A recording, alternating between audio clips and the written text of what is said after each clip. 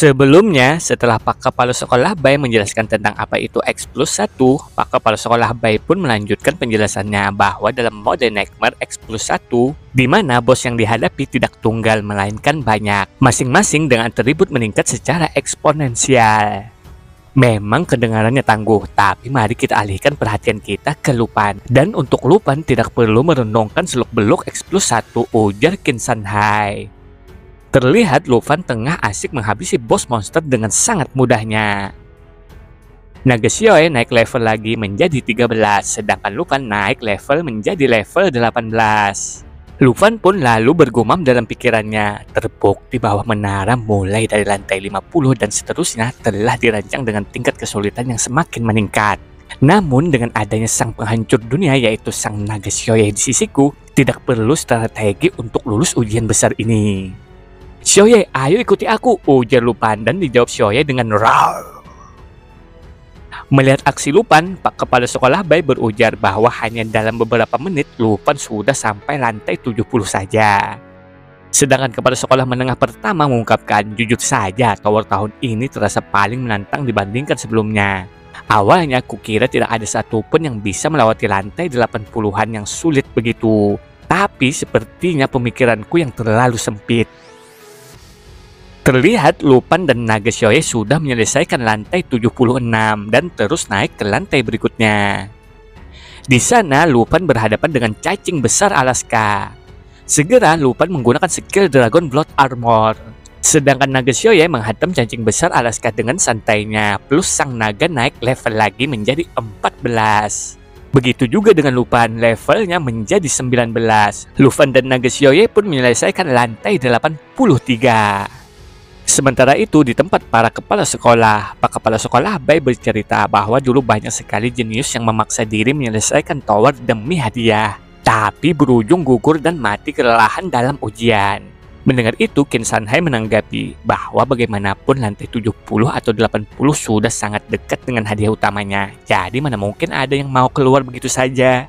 Ya, Lupan mungkin akan jadi murid pertama yang menyelesaikan semua 100 lantai dalam satu dekade ini, ungkap Guru Bai. Hei, apa kau lupa tentang lantai ke-99? Meskipun bos di atas level 50 tadi memang sulit, tingkat kesulitan lantai 99 tidak bisa dibandingkan dengan level lainnya, ujar Pak Kepala Sekolah Menengah pertama. Tiba-tiba, salah satu orang yang ada di ruangan kepala sekolah berujar bahwa Lupan sudah berada di lantai 99 sambil dia menunjuk ke layar monitor. Terlihat Lupan sudah berada di lantai 99. Di sana Lupan tengah berjalan dengan santainya menuju ke sebuah singgasana yang dijaga para prajurit tanpa kepala. Tiba-tiba lilin yang ada di sekitar Lupan menyala. Terlihat para kesatria tanpa kepala mulai bergerak. World Ender. Mereka mempunyai skill yang bernama World Ender Penetration. Dikatakan prajurit tombak akan menghunuskan senjatanya sekali dalam sehari, menyerang target dengan efek penetrating yang menyebabkan damage tambahan sebesar 400%. Lalu ada skill World Ender Counter Attack. Ketika prajurit manapun menerima damage, prajurit Longsword akan melancarkan serangan balik. Lalu ada skill World Ender Thunderbolt. Prajurit pedang kembar akan dipengaruhi petir, meningkatkan attack speed dan damage lightning. Lalu ada skill World Ender Beheading. Prajurit kapak akan mengunci target dan langsung memenggal target ketika HP di bawah 57%. Yang terakhir ada skill Neck Out. Semua prajurit saling berbagi HP dan defense. Keduanya meningkat 400%. Melihat prajurit tanpa kepala yang ingin menyerang, Luffy tengah siap-siap dengan kuda-kudanya dan senjatanya. Prajurit kapak mulai melancarkan kapaknya dan mengunci targetnya menggunakan skill World Ender Beheading. Untungnya Luffy dapat menahan serangan dahsyat dari prajurit kapak. Luffy pun berpikir, HP yang terbagi ya, cara paling ampuh adalah menyerang satu target dan kontrol yang lain. Tapi karena aku tidak punya kontrol skill, maka aku akan langsung serang keempatnya, gumam Luffy yang mulai melompat. Melihat itu, dengan segera prajurit tombak menggunakan skill penetrasinya untuk menyerang Luffy yang lagi di udara.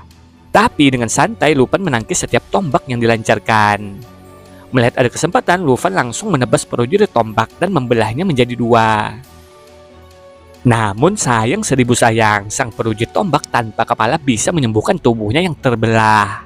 Tiba-tiba perwujud pedang muncul di belakang Lupin dan memicu skill counter attack-nya ketika perwujud manapun menerima damage.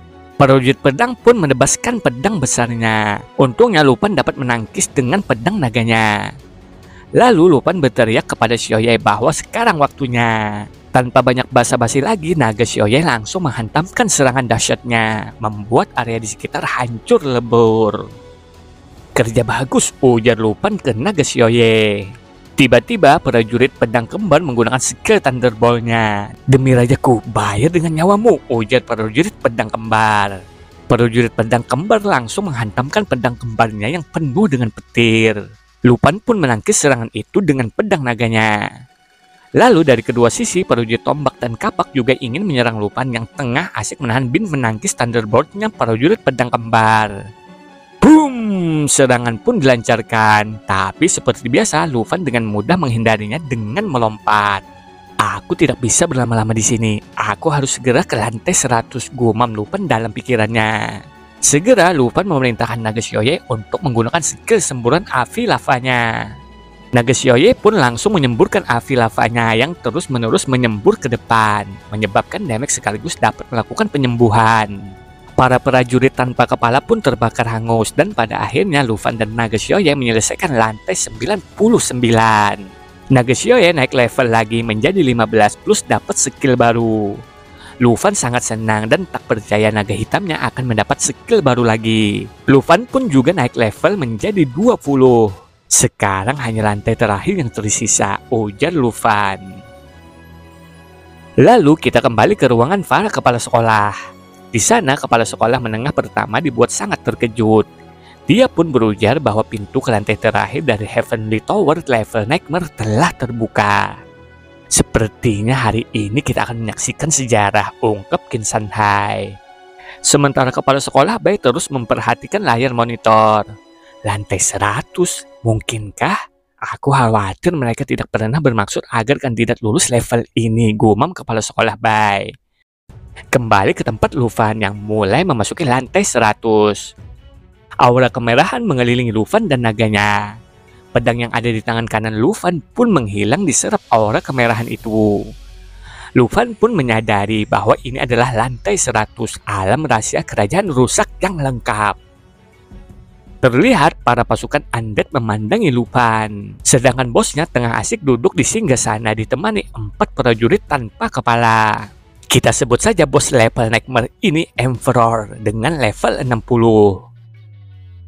Sedangkan Lupin tengah asik melihat skill baru naga Xiaoye. Skill Cataclysm, damage skill 3 tahap. Naga penghancur meledakkan area yang dilintasinya, menyebabkan kerusakan besar dan menyebabkan luka bakar. Di area pembakaran, ia menyelam menuju area target, menyebabkan kerusakan besar dan meledakkan kembali area yang terbakar. Lalu Lupin pun berpikir, naga Xiaoye telah mempertahankan wujud naga penghancur. Saatnya menyaksikan naga penghancur dan keterampilan baru. Level terakhir, mari selesaikan lantai 100 untuk mendapatkan trial reward, ujar Lupin dengan semangatnya. Lalu Lupin memerintahkan naga Xiaoye untuk masuk ke mode naga penghancur. Segera naga Xiaoye berubah bentuk menjadi naga penghancur. Atributnya pun meningkat dan bisa kalian lihat sendiri. Melihat itu, kepala sekolah Bai terkejut karena masih ada bentuk ketiga dari mode naga penghancur.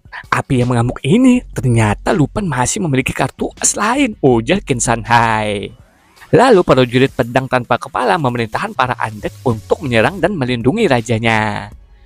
Jumlah undead yang menyerang kisaran 500 lebih. Namun tak membuat gentar sedikit pun bagi Lupin, malah Lupin dan naga Xiaoye makin bersemangat. Pertarungan pun tak bisa dihindarkan. Setelah merasa waktunya pas, Lupin pun memerintahkan naga Xiaoye untuk menggunakan skill barunya, Cataclysm. Serangan pun dilancarkan naga Xiaoye. Boom! Ledakan api dahsyat pun terjadi. Jumlah para undead semakin berkurang dan terus berkurang. Naga Xiaoye lanjut menyerang dengan semburannya.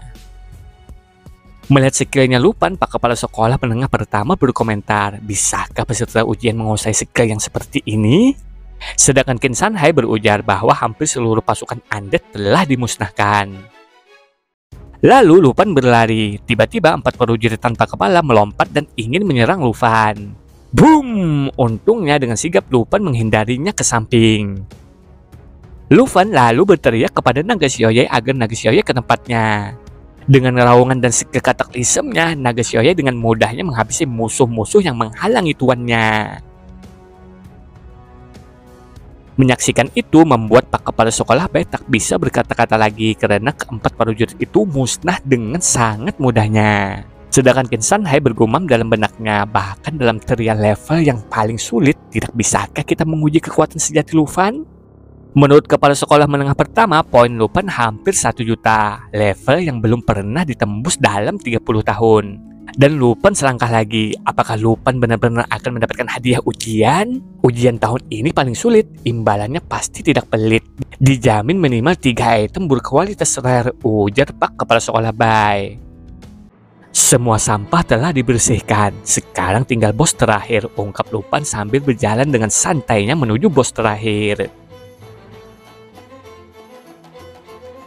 Melihat pasukannya dimusnahkan, bos Emperor mulai bergerak dan melesat menyerang Lupin. Lupin pun mengubah lengannya menjadi naga dan meminta Naga Xiaoye untuk bersiap menyerang.